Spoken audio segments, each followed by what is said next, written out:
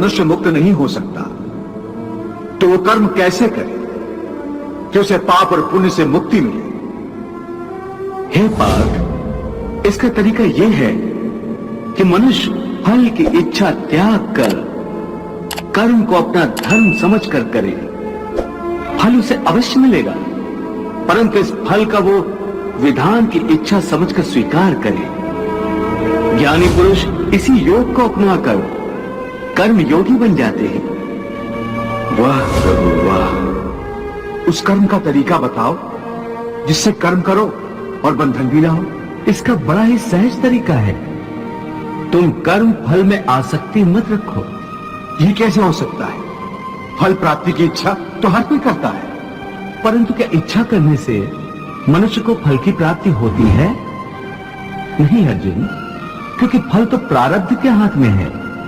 और जो भी मनुष्य फल प्राप्ति की इच्छा करता है, उसका मन फल के बारे में सोचकर अपने कर्म और कर्तव्य से विचलित हो जाता है और उसे वो फल प्राप्त नहीं होता जिसकी उसने इच्छा की थी।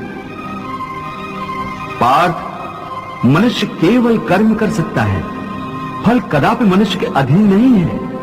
केशव, यदि फल की प्राप्ति मनुष्य या उसके कर्म के अधीन नहीं है, तो कर्म ही क्यों करे?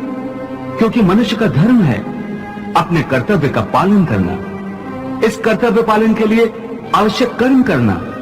परंतु हे केशव, फल प्राप्ति की कामना छोड़ने पर मनुष्य में कर्म करने की प्रवृत्ति उत्पन्न कैसे होगी? यदि फल की इच्छा न रहेगी तो मनुष्य कर्म क्यों करेगा?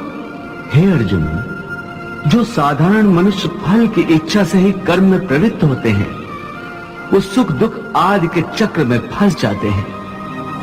उनकी मन शांति नष्ट हो जाती है।